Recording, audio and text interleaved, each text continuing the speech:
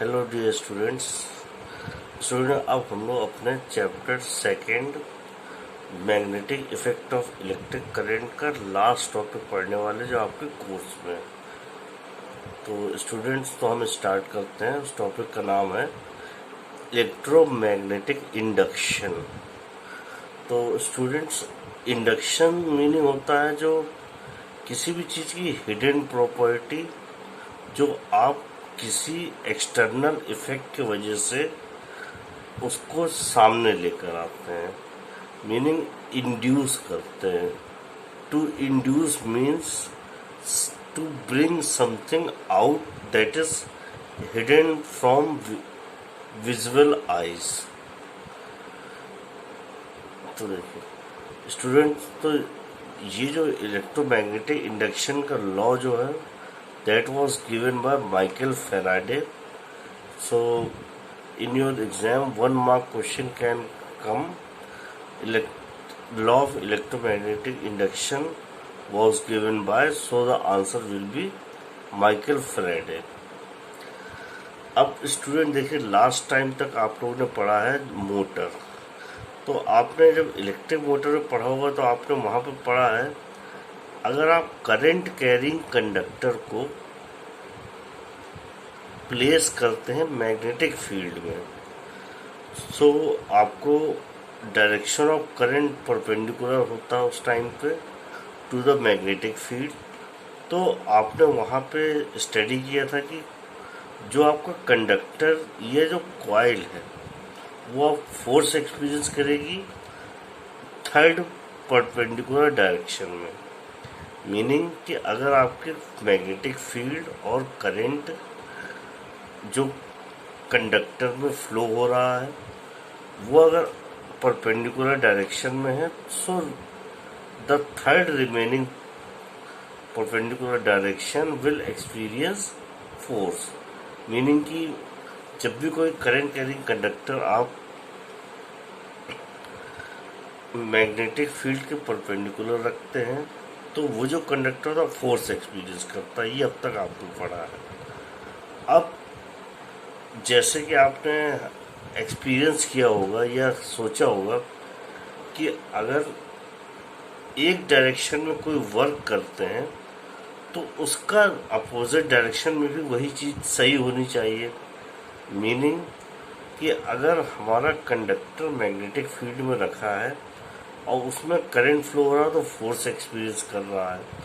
और अगर हम ये सोचें कि मैग्नेटिक फील्ड में कंडक्टर है और अगर हम उसको फोर्स अप्लाई करते हैं और वो मूव करता है तो क्या करंट फ्लो हो सकता है कंडक्टर में? तो ये माइकल फैराडे ने ऐसा सोचा, और ऐसा उनके सोचने का बेसिस ये था कि जो हमारा जो यूनिवर्स वर्क करता है प्रिंसिपल ऑफ सिमेट्री में वर्क करता है। Principle of symmetry meaning students कि अगर हम एक डायरेक्शन में कोई टास्क परफॉर्म करते हैं तो उसका जस्ट अपोजिट रिवर्स डायरेक्शन में होना चाहिए। तो ऐसे ही माइकल फैराडे को ये चीज़ उन्होंने फील किया, समझा कि अगर current carrying conductor magnetic field में रखा है तो फोर्स फील कर सकता है।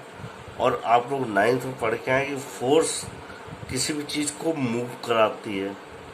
तो उन्होंने, माइकल फैराडे ने ये सोचा कि अगर मैग्नेटिक फील्ड प्रेजेंट हो और अगर हम कंडक्टर को मूव कराते हैं तो क्या उसमें करंट फ्लो होगा।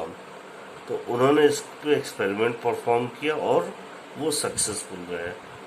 तो इसलिए यहाँ पे स्टूडेंट हम लोग अब इस लॉ की बात करेंगे, इलेक्ट्रोमैग्नेटिक इंडक्शन, जो कि फैराडे ने डिस्कवर किया था। और इलेक्ट्रोमैग्नेटिक इंडक्शन लॉ को हम लोग बेसिकली बात करते हैं कि जब किसी कंडक्टर में जब करंट फ्लो हो और जब वो किसी परपेंडिकुलर डायरेक्शन में मूव कर रहा हो मैग्नेटिक फील्ड के, तो वो लॉ ऑफ इलेक्ट्रोमैग्नेटिक इंडक्शन है। अगर आप सिंपल वर्ड्स में बोलें तो हम लिख सकते हैं whenever we move a conductor in a magnetic field, मतलब आप कंडक्टर में फोर्स लगाते हैं तो उस कंडक्टर में करंट फ्लो होता है। So this phenomenon is called electromagnetic induction, मतलब कि आप करंट इंड्यूस कर रहे हैं। और करंट इंड्यूस कैसे कर रहे हैं? जब आप कंडक्टर को परपेंडिकुलर मूव करेंगे मैग्नेटिक फील्ड के, तो अब यहाँ पे रिवर्स होगा, जो कि मीन्स कि अब यहाँ पे करंट फ्लो होगा कंडक्टर में। पहले आप क्या करते थे, कंडक्टर में करंट होता था और कंडक्टर मैग्नेटिक फील्ड के परपेंडिकुलर होता था तो फोर्स एक्सपीरियंस करता था। अब आप यहाँ पे जस्ट अपोजिट कर रहे हैं कि आप कंडक्टर को मूव करा रहे हैं perpendicular to the magnetic field, और आप पाएंगे कि उसमें करंट फ्लो होता है या करंट इंड्यूस होता है, हम कहेंगे। इसलिए हम लोग बोलते हैं इस फिनोमेनन को लॉ ऑफ इलेक्ट्रोमैग्नेटिक इंडक्शन। और लॉ ऑफ इलेक्ट्रोमैग्नेटिक इंडक्शन की डेफिनेशन आपको स्टूडेंट्स आगे अभी पता चल जाएगी। सो स्टूडेंट्स, आपने देखा कि ये माइकल फैराडे ने इमेजिन किया तब ऐसा हुआ, और इमेजिन करने का बेसिस ये था कि nature law of symmetry follow करता है।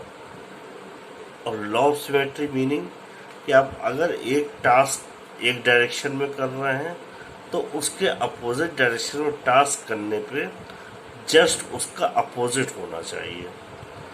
सो स्टूडेंट, अब देखिए, अब तक आपने जैसे इलेक्ट्रिक मोटर या जब इलेक्ट्रिक कंडक्टर पढ़ा था तो वहाँ पे आपने पढ़ा था कि मैग्नेटिक फील्ड जो नॉर्थ टू साउथ होती है, देखिए ये नॉर्थ पोल है मैग्नेट का और ये साउथ पोल है।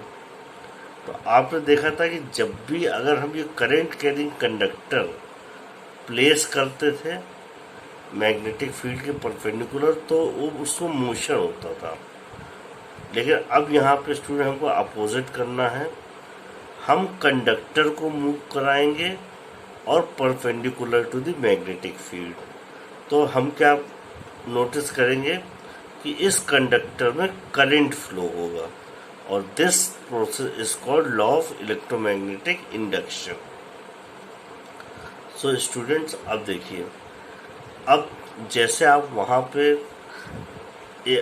आपने एक लॉ पढ़ा था कि हम फोर्स का डायरेक्शन फाइंड आउट कैसे करेंगे, ऐसे यहाँ पे आपको फोर्स का डायरेक्शन पता होगा।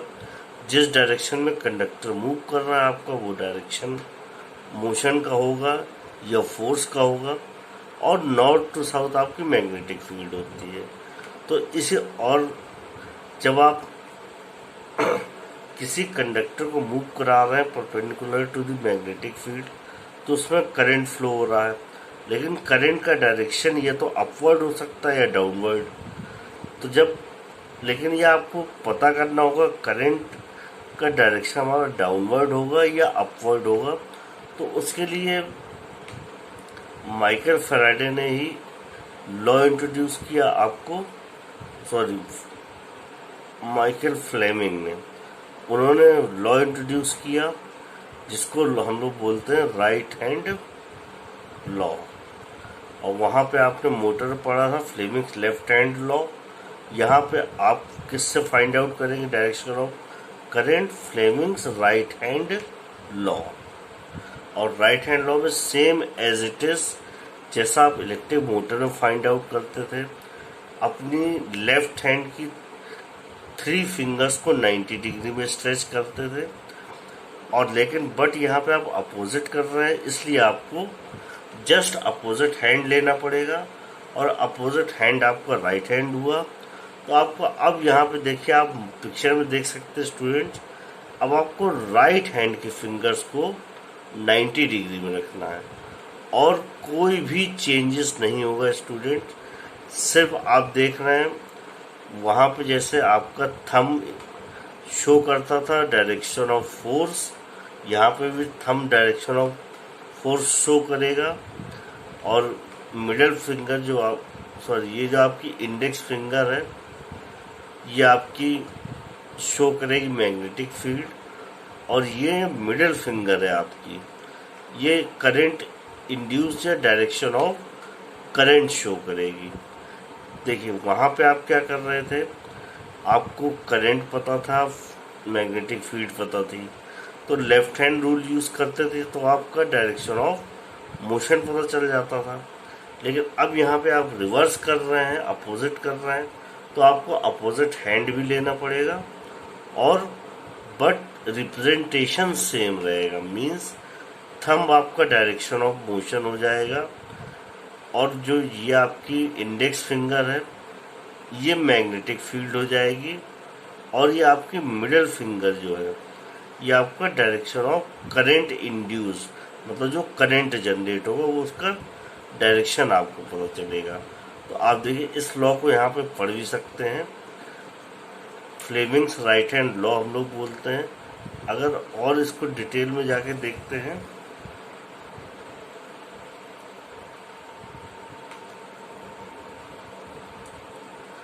ये देखिए फ्लेमिंग्स राइट हैंड रूल हम लोग बोलते हैं इसको। तो स्टूडेंट आप देखिए नोटिस कर सकते हैं कि यहाँ पे आपसे बोला गया hold the thumb, four finger and middle finger of right hand, और इससे पहले मोटर में आपका था left hand, of right hand eight right angle, मतलब परपेंडिकुलर एंगल पे टू ईच अदर। तो यहाँ पे कहा गया अगर फोर फिंगर आपका direction of magnetic field represent कर रही है, तो थंब जो है वो आपका मोशन की तरफ पॉइंट करना चाहिए, मतलब थंब जिस डायरेक्शन में कंडक्टर आप मूव कराएंगे। तो जो आपकी जो मिडिल फिंगर है वो डायरेक्शन ऑफ इंड्यूस करंट आपको इंडिकेट करेगी। तो मतलब यहाँ पे आपको direction of current middle finger से पता चल जाएगा। और ये वाला जो लॉ होता है ये आप कह सकते हैं इलेक्ट्रिक जनरेटर, जो आप इलेक्ट्रिसिटी जनरेट करने के लिए यूज़ करते हैं, वो लॉ ऑफ इलेक्ट्रोमैग्नेटिक इंडक्शन पे ही बेस्ड है। और ये जो फ्लेमिंग लेफ्ट हैंड रूल है वर्किंग प्रिंसिपल ऑफ जनरेटर को भी एक्सप्लेन करता है, और करंट का डायरेक्शन भी आपको स्पेसिफाई करता है जब आप किसी कंडक्टर को perpendicular to the magnetic field move करा रहे होते हैं। तो स्टूडेंट्स आपको फ्लेमिंग्स राइट हैंड रूल ये वाली जो डेफिनेशन है इसको एज इट इज लर्न करनी पड़ेगी। और जैसे कि आपको बताया था वहाँ पे आपको ये वाला डायग्राम बनाना होगा, ये वाला केवल।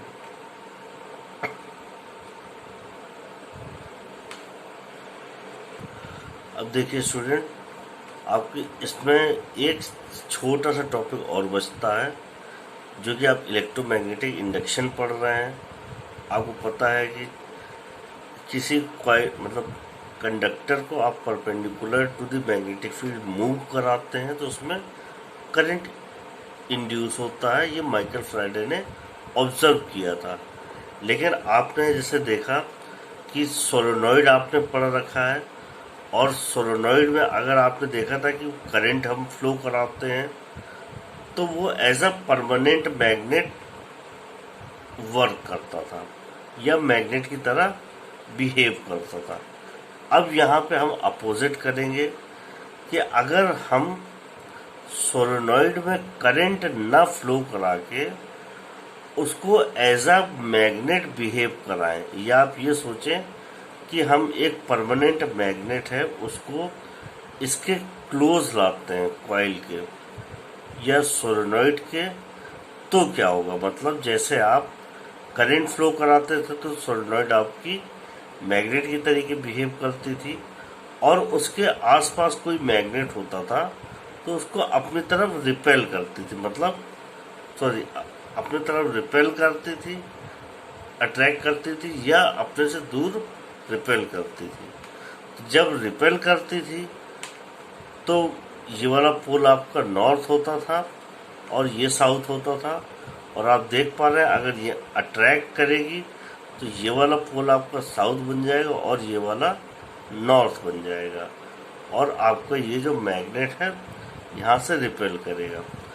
तो स्टूडेंट, जैसे ही आपने वहाँ पढ़ा था कि कॉइल आपकी परमानेंट मैग्नेट के तरीके बिहेव करती है, इसी तरीके से यहाँ पे फैराडे ने फिर से वही सेम थॉट अपने मन में लाया कि जब हमारी सोलेनॉइड अगर मैग्नेट की तरीके बिहेव कर सकती है जब उसमें करंट फ्लो हो रहा हो, तो ऐसा क्यों नहीं हो सकता है कि हम किसी मैग्नेट को उसके क्लोज लेके आए तो उस कॉइल में करंट फ्लो हो।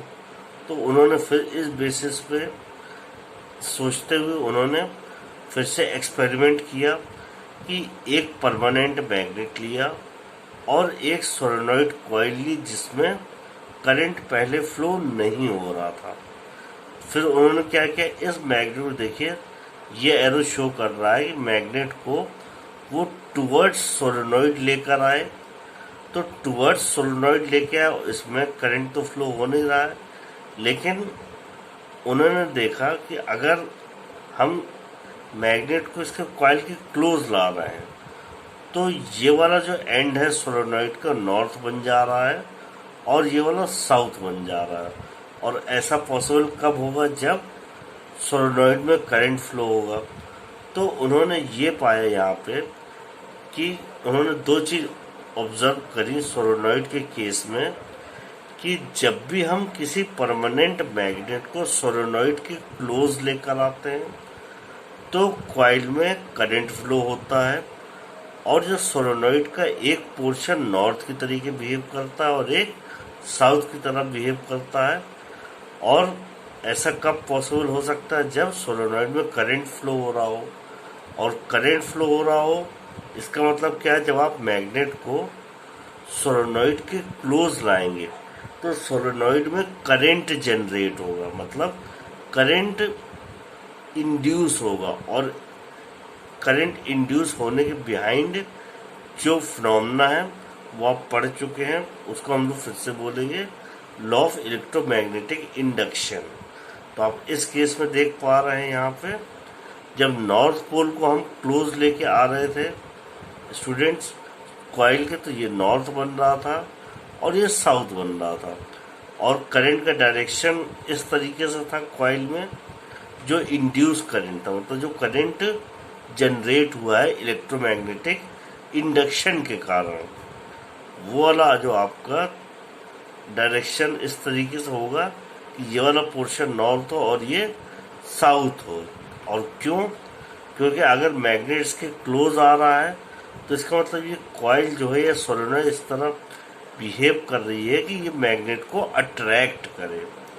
अब देखिए दूसरे केस में क्या है, अगर हम स्टूडेंट यहाँ पे कॉइल को आप कह सकते हैं या फिर मैग्नेट को इससे दूर लेके जा रहे हैं, किससे, सोलेनॉइड से, तो इसका मतलब ये है कि सोलेनॉइड हमारी मैग्नेट की तरीके तो बिहेव कर रही होगी लेकिन मैग्नेट की तरफ बिहेव कर रही होगी और ये नॉर्थ पोल हमारा जो है कॉइल की तरफ अट्रैक्ट हो रहा है। और अट्रैक्ट होने का मतलब हम लोग जब दूर ले जा रहे हैं तो ये अट्रैक्ट कर रही होगी। और इससे पहले आपने देखा जब हम क्लोज ला रहे होंगे तो रिपेल कर रही होगी। तो आपने देखा जब हम मैग्नेट को दूर ले जा रहे होते हैं तो ये सोलेनॉइड हमारी इस तरह बिहेव करती है कि इस मैग्नेट को अट्रैक्ट करने की कोशिश करती है। और अट्रैक्ट कब कर सकती है स्टूडेंट्स, जब हमारी ये सोलेनॉइड मैग्नेट की तरह बिहेव करे और इस तरह हो कि ये वाला पोर्शन जो हमारा है साउथ पोल बने और ये वाला पोर्शन नॉर्थ पोल बने, तभी तो स्टूडेंट्स हमारे इस मैग्नेट को ये सोलेनॉइड अट्रैक्ट कर पाएगा। और ये इसमें जो करंट इंड्यूस हो रहा है, ये क्यों इंड्यूस हो रहा है, क्योंकि मैग्नेट को जब फैराडे ने ये ऑब्जर्व किया, मैग्नेट को हम सोलेनॉइड के क्लोज लाते हैं या उससे दूर ले जाते हैं तो कॉइल में करंट इंड्यूस होता है, या फिर कहें सोलेनॉइड में करंट इंड्यूस होगा, जिसके वजह से कॉइल हमारी जो है वो, या आप कह सकते हैं सोलेनॉइड जो है वो एक मैग्नेट की तरीके बिहेव करेगी। तो स्टूडेंट बेसिकली इसमें फैराडे ने ये ऑब्जर्व किया था इस बेसिस पे कि जब करंट फ्लो होता है सोलेनॉइड में, तो हमारी सोलेनॉइड इलेक्ट्रोमैग्नेट की तरह बिहेव करती है और इलेक्ट्रोमैग्नेट की तरह बिहेव करती है। तो जब हम एक तरफ आप देखेंगे, अगर हमारी सोलेनॉइड में करंट फ्लो हो रहा है तो मैग्नेट की तरह की बिहेव करेगी, मैग्नेट की तरह बिहेव करेगी मीनिंग एक साइड नॉर्थ की तरह एक्ट करेगा और एक साइड साउथ पोल की तरह एक्ट करेगा। और अगर हम एक मैग्नेट को रखें तो अपनी तरफ या तो रिपेल करेगी या तो अट्रैक्ट करेगी।